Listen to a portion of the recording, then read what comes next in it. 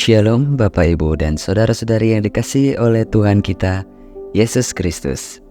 Saya ucapkan salam sejahtera untuk saudara semua dimanapun saudara berada. Damai dan sukacita dari Roh Kudus senantiasa melimpah di dalam hati dan kehidupan saudara semua. Dan pada hari ini, sebelum kita masuk ke dalam khatam pembacaan Alkitab, saya mengajak saudara semua untuk berdoa.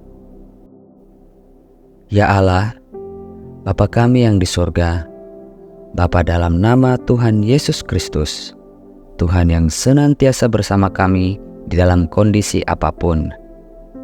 Terima kasih Tuhan, pada hari ini kami telah diberikan kekuatan dalam menjalani kehidupan ini. Dan sekarang kami ingin khatam dalam pembacaan Alkitab. Berkatilah dan urapilah kami, baik yang sudah pernah membaca ataupun yang belum pernah membaca dan khatam Alkitab, supaya firman-Mu bukan hanya sekedar kami baca dan khatamkan saja, namun bisa kami pahami serta bisa tertanam di dalam hati dan pikiran kami, sehingga kami bisa menjadi pelaku firman-Mu. Di dalam nama Tuhan dan Juru Selamat kami yang hidup, Yesus Kristus. Amin. Kejadian pasal 38, Yehuda dan Tamar. Pada waktu itu Yehuda meninggalkan saudara-saudaranya dan menumpang pada seorang Adulam yang namanya Hira. Di situ Yehuda melihat anak perempuan seorang Kanaan. Nama orang itu ialah Shua. Lalu Yehuda kawin dengan perempuan itu dan menghampirinya. Perempuan itu mengandung, lalu melahirkan seorang anak laki-laki dan menamai anak itu Er. Sesudah itu perempuan itu mengandung lagi, lalu melahirkan seorang anak laki-laki dan menamai anak itu Onan. Kemudian perempuan itu melahirkan seorang anak laki-laki sekali lagi dan menamai anak itu Shela. Yehuda sedang berada di Kezib ketika anak itu dilahirkan. Sesudah itu Yehuda mengambil bagi Er, anak sulungnya, seorang istri yang bernama Tamar. Tetapi Er, anak sulung Yehuda itu adalah jahat di mata Tuhan, maka Tuhan membunuh dia.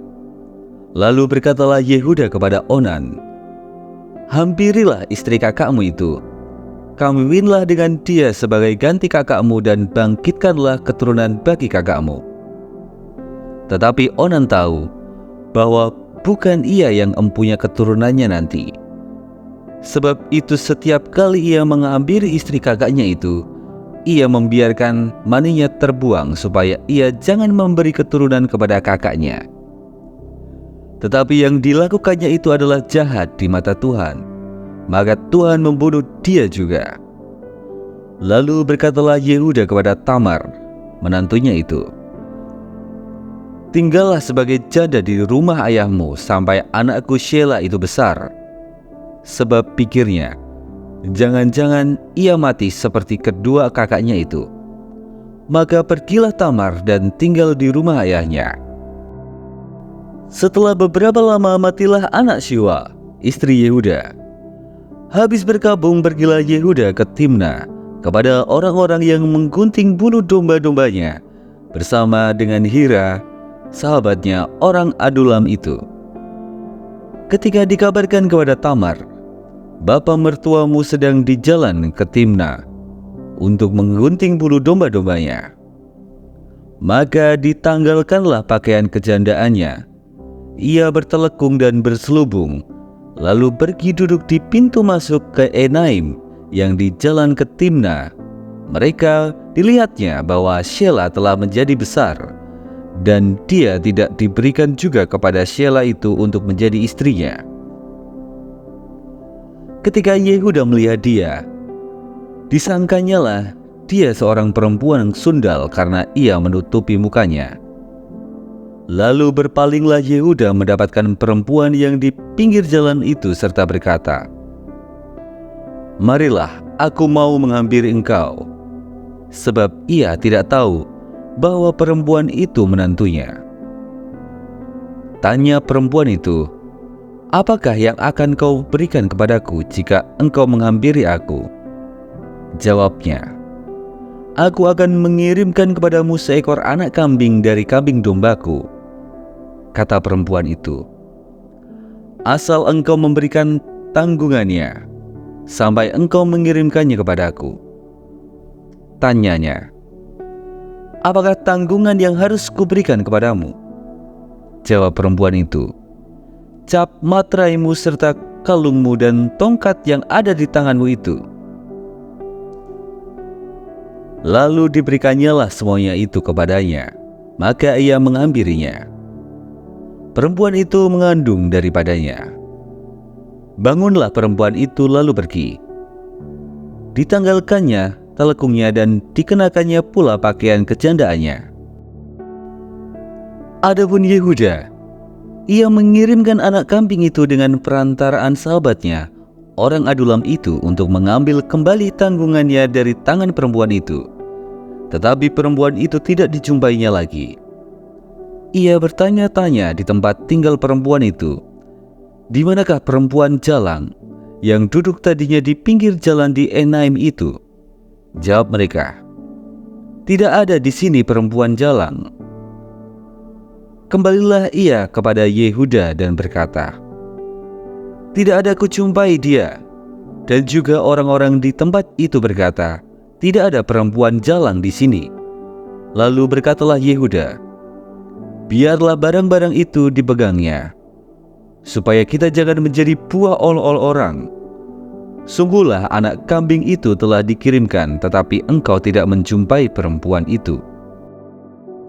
Sesudah kira-kira 3 bulan dikabarkanlah kepada Yehuda, "Tamar, menantumu bersundal, bahkan telah mengandung dari persundalannya itu." Lalu kata Yehuda, "Bawalah perempuan itu supaya dibakar." Waktu dibawa, perempuan itu menyuruh orang kepada mertuanya mengatakan, "Dari laki-laki yang empunya barang-barang inilah aku mengandung." Juga dikatakannya, "Periksalah siapa yang empunya cap materai serta kalung dan tongkat ini."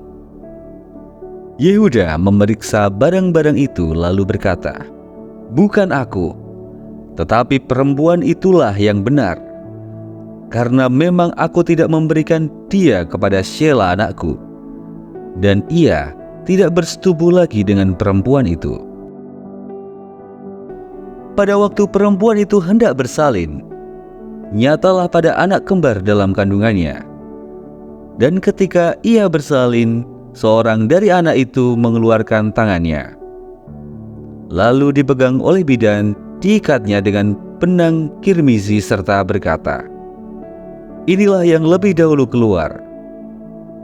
Ketika anak itu menarik tangannya kembali, keluarlah saudaranya laki-laki. Dan bidan itu berkata, "Alangkah kuatnya engkau menembus keluar." Maka anak itu dinamai Peres. Sesudah itu keluarlah saudaranya laki-laki yang tangannya telah berikat benang kirmizi itu. Lalu kepadanya diberi nama Zerah. Proses khatam pembacaan Alkitab hari ini sudah selesai. Untuk mengakhiri proses khatam pembacaan Alkitab hari ini, mari kita berdoa. Ya Allah, Bapa kami yang di sorga, terima kasih karena Engkau telah menyertai kami di dalam proses khatam pembacaan Alkitab hari ini. Dan biarlah Roh Kudus senantiasa bekerja mengurapi kami, sehingga proses pada hari ini bisa tertanam dan menjadi kebiasaan di dalam hati kami masing-masing. Dan sekarang kami ingin melanjutkan kegiatan kami ya Tuhan. Kami mohon, sertailah dan berkatilah kami dalam kesehatan dan juga kebutuhan kami masing-masing.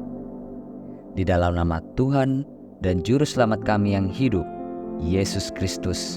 Amin. Terima kasih Bapak, Ibu, dan saudara-saudari yang telah mengikuti proses khatam pembacaan Alkitab hari ini. Sampai bertemu lagi di episode berikutnya. Tuhan Yesus memberkati kita semua.